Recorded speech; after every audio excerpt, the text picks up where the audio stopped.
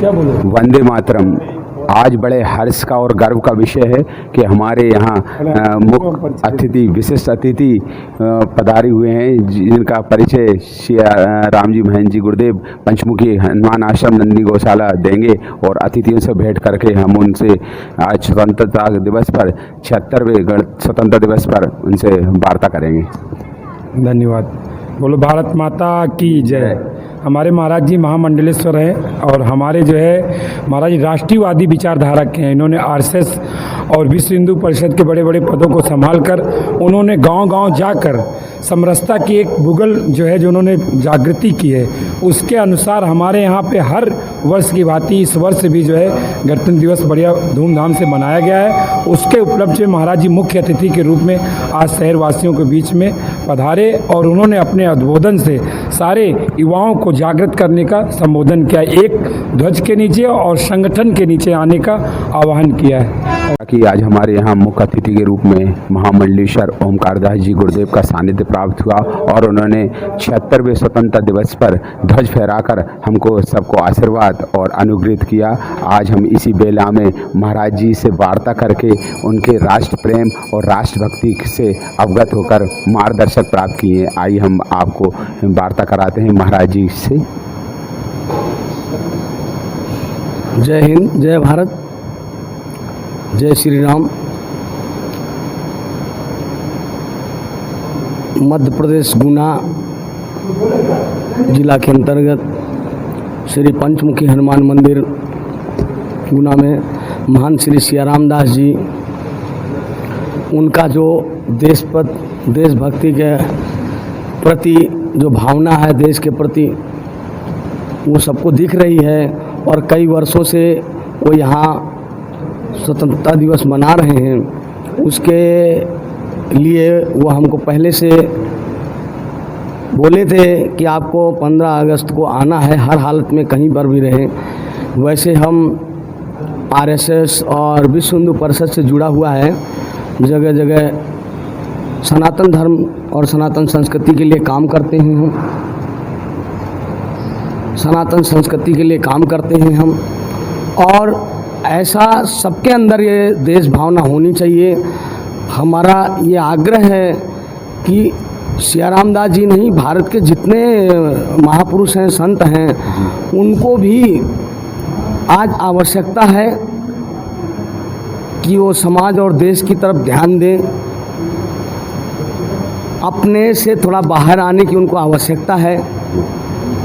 जैसा कि आज वर्तमान में दिख रहा है हमको समाज में, देश के अंदर में जगह जगह घटित घटनाओं से हमको सबक लेने की आवश्यकता है और संत महात्मा आगे आकर के लोगों को संगठित करें और देशभक्ति का जज्बा हर व्यक्ति के अंदर होना चाहिए और जगाएं। ये महात्माओं की एक नैतिक जिम्मेदारी है कि कम से कम आज सनातन धर्म को संगठित होने की आवश्यकता है, क्योंकि अगर आप देश को सुरक्षित चाहते हैं और देश को अखंड बना रहे, ऐसा अगर आप चाहते हैं तो आपको संगठित होने की आवश्यकता है। आज जैसे देख रहे हैं हम चारों तरफ अभी 2-4 महीने के अंदर में जगह जगह घटित घटनाओं से बहुत कुछ सीखने को मिल रहा है। और अगर इस वक्त संत समाज आगे आकर के समाज को संगठित नहीं करता है तो आप अपेक्षा मत रखो कि भारत अखंड रहेगा। जैसा माहौल बन रहा है आज भारत के अंदर में, ये देश हित में नहीं है। हम तो लगाते हैं नारा, हमारे सनातन धर्म में, हमारे वेदों में, शास्त्रों में अयम निजः परो वेति गणना लक्ष्य साम उदार चैता नाम तो वसुधैव कुटुंबकम हमारा उद्घोष सदैव रहा है। हम पूरे विश्व को अपना कुटुंब मानते रहे हैं और सदैव हमारी कामना रही है सर्वे भवन्ति सुखिनः सर्वे सन्तु निरामया सर्वे भद्राणि पश्यन्तु मा कश्चित् दुर्भाग् भवेत्। ये हमारी सदैव कामना रही है, सब सुखी रहें और हमने सबको अपना माना है। लेकिन आज दुर्भाग्य से हमको देखने को मिल रहा है और वर्षों से खैर इतिहास गवाह है, कभी भी हम केवल मानते रहे, लेकिन एक धर्म विशेष रहा, एक मजहब विशेष रहा जो कभी भी नहीं इस बात को स्वीकार किया, न माना, और उसका दुष्परिणाम हमारे सामने आया कि देश की आज़ादी में सबका हिस्सा रहा पूरे भारत का। लेकिन आज देखते हैं तो हिंदुओं को क्या मिला, भारत मुसलमानों को एक मुस्लिम राष्ट्र मिला, देश का बंटवारा हुआ, पाकिस्तान मुस्लिम राष्ट्र बना, तो फिर भारत हिंदू राष्ट्र क्यों नहीं बना? ये एक विचारणीय विषय है, गंभीरता से इसको। जैसा कि गुरुदेव ने बहुत ही यहाँ सुंदर बात बताई कि अखंड भारत की हमको एक स्थापना करना पड़ेगी और एक ससंगठित समाज देश और प्रदेश में लेकर ही काम किया जा सकता है। आइए हम हमारी भारतीय सेना और राष्ट्र भक्तों के बारे में गुरुदेव से चर्चा करते हैं। हमारी सेना के बारे में आपका क्या विचार, जो कि इतनी सशस्त्र होती जा रही है मोदी जी के नेतृत्व में? वर्तमान जो देश के अंदर हमारे प्रधानमंत्री हैं वो निष्पक्षता के साथ देश के अंदर काम कर रहे हैं, और हमें ऐसा लगता है शायद देश आज़ाद हुआ 1947 से, अगर ऐसी मानसिकता के प्रधानमंत्री होते तो शायद चाइना बहुत पीछे होता हमसे। आज चाइना से हम कोसों आगे होते हर तरह से, लेकिन फिर भी देर आए दुरुस्त आए। आज मोदी जी के नेतृत्व में हम विश्व स्तर पर देख रहे हैं भारत का नाम ऊपर आ रहा है, और इसको हम गौरवान्वित महसूस करते हैं, और हर भारतवासी को गौरव होना चाहिए इस पर।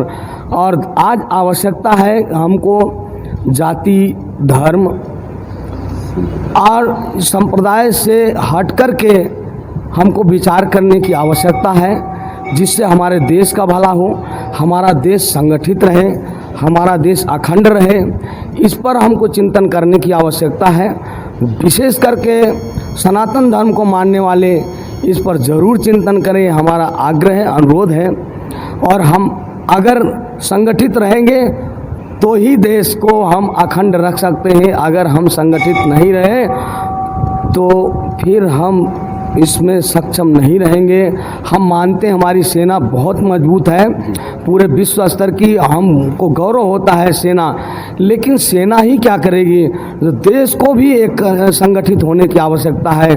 अगर देश के अंदर आज आतंकवाद है तो देश के अंदर कहीं ना कहीं गद्दार हैं, तब तो आतंकवाद है। नहीं, भारत के अंदर में आतंकवाद की क्या आवश्यकता है?